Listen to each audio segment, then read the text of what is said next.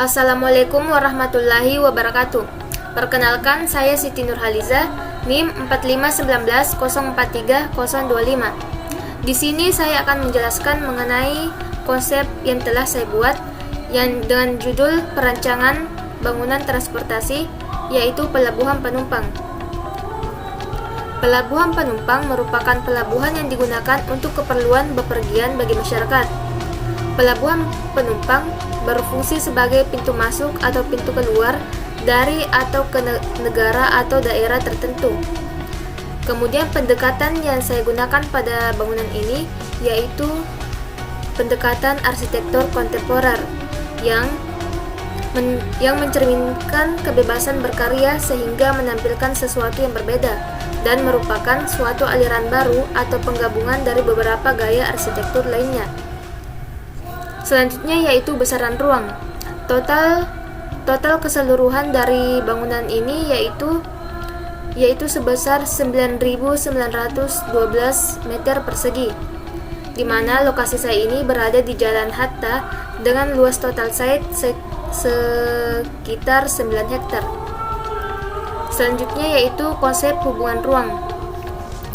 Pola hubungan ruang mikro terbagi menjadi 3, yaitu pola hubungan ruang area terminal dan pola hubungan ruang area penunjang serta pola hubungan ruang area pengelola. Selanjutnya yaitu konsep analisis site.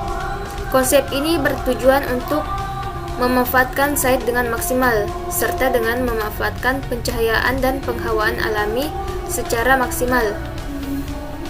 Terdapat beberapa zona pada site ini, yaitu zona privat, zona publik, zona semi-publik, zona servis, dan utilitas.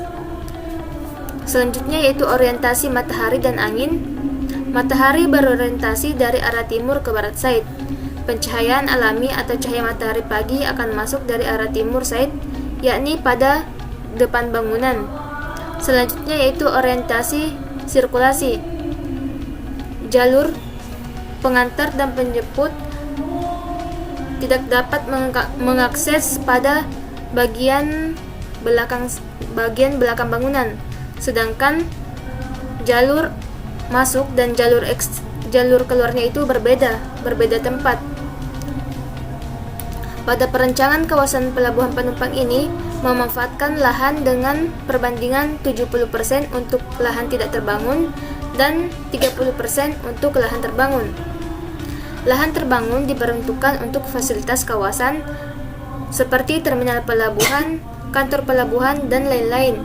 Sedangkan pada lahan tidak terbangun diperuntukkan untuk area terbuka seperti taman dan area parkir. Penghawaan dan pencahayaan alami melalui bagian atas bangunan. Bagian atap yang diberi ruang terbuka untuk memaksimalkan angin dan cahaya matahari masuk ke dalam bangunan. Sedangkan sirkulasi kendaraan penumpang pada kawasan ini dibatasi hanya sampai dengan di parkiran. Selanjutnya yaitu konsep bentuk bangunan.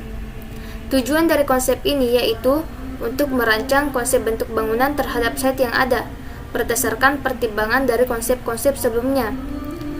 Kemudian menciptakan bentuk yang dapat memanfaatkan pencahayaan dan penghawaan alami secara maksimal. Dan ini adalah site yang telah saya buat. Di sini adalah bangunan pelabuhan, dan taman-taman ini yang berwarna hijau adalah ini seperti taman pembatas. Kemudian ini merupakan parkiran motor, dan di sini adalah parkiran mobil. Pada bagian depan ini merupakan taman layar yang merupakan taman utama yang terletak di samping pintu keluar dengan fasilitas tempat duduk dan penempatan skulptur. Pada bagian ini merupakan papan nama sebagai penanda bangunan pelabuhan dan sebagai estetika pada tapak yang diletakkan pada pinggir jalan raya. Selanjutnya yaitu konsep struktur dan material. Tujuan dari konsep ini yaitu untuk merancang konsep sistem struktur yang baik dengan menggunakan bahan yang tepat guna dan berkualitas untuk mendukung keamanan struktur. Pada bagian struktur atas itu menggunakan space frame sebagai rangka atap. Kemudian pada bagian middle struktur atau struktur tengah itu menggunakan perencanaan bangunan dinding utama menggunakan pengkombinasian dinding batu bata dan kaca tempered yang dapat membuat area dalam bangunan terasa sejuk karena mampu menyerap panas matahari masuk ke dalam bangunan tanpa mengurangi intensitas cahaya. Kemudian, perencanaan dinding pelindung bangunan menggunakan kaca polikarbonat. Kelebihan dari kaca ini yaitu memiliki perlindungan dari sinar UV yang berbahaya. Sedangkan untuk perencanaan lantai pada bangunan utama menggunakan plat beton bertulang. Dan untuk kolom dan balok menggunakan beton komposit. Pada struktur bawah menggunakan pondasi poer dan pondasi tiang pancang. Struktur utama bangunan menggunakan pondasi poer atau cakar ayam, sedangkan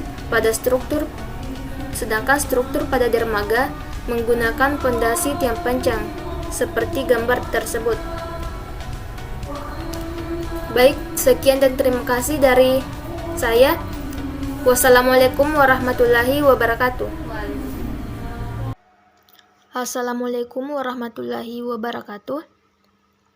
Saya Siti Nurhaliza, NIM 45190430025. Di sini saya akan menjawab beberapa pertanyaan dari hasil presentasi video saya. Pertanyaan pertama yaitu dari Jen Gabriela Viola.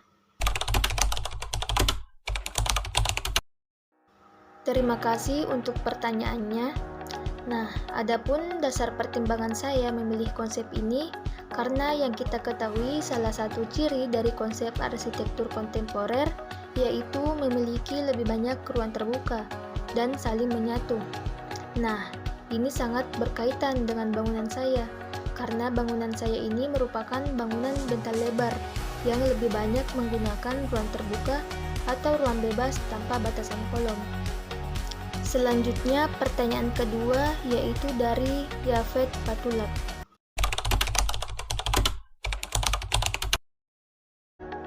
Baik, terima kasih atas pertanyaannya.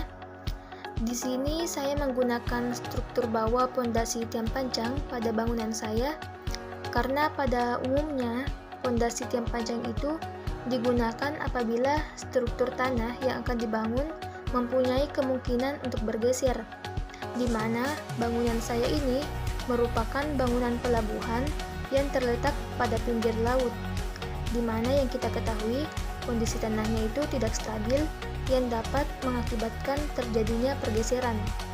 Sehingga penggunaan pondasi tiang pancang pada bangunan pelabuhan ini sangat mendukung agar struktur yang di atasnya bisa menjadi stabil dan tidak akan banyak terpengaruh oleh air yang berada dalam tanah.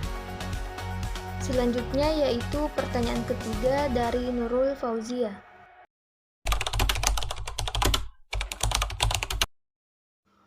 Terima kasih untuk pertanyaannya.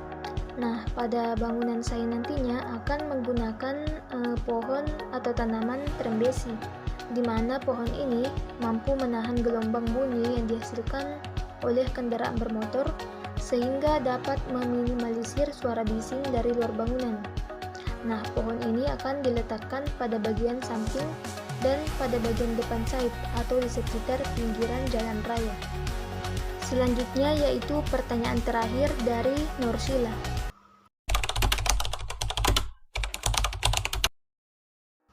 Terima kasih untuk pertanyaannya. Kita tahu bahwa pelabuhan itu merupakan bangunan bentang lebar, dan salah satu jenis struktur bentang lebar adalah dengan menggunakan struktur space frame. Nah, alasan lain saya memilih struktur ini karena strukturnya ini terbilang ringan, karena bahannya ini terbuat dari baja ringan, dan sifatnya juga fleksibel, sehingga dapat mengakomodasi bentuk yang diinginkan. Nah, itulah tadi beberapa pertanyaan yang telah saya jawab. Semoga jawabannya mudah dimengerti dan mohon maaf apabila ada salah kata. Sekian dan terima kasih. Wassalamualaikum warahmatullahi wabarakatuh.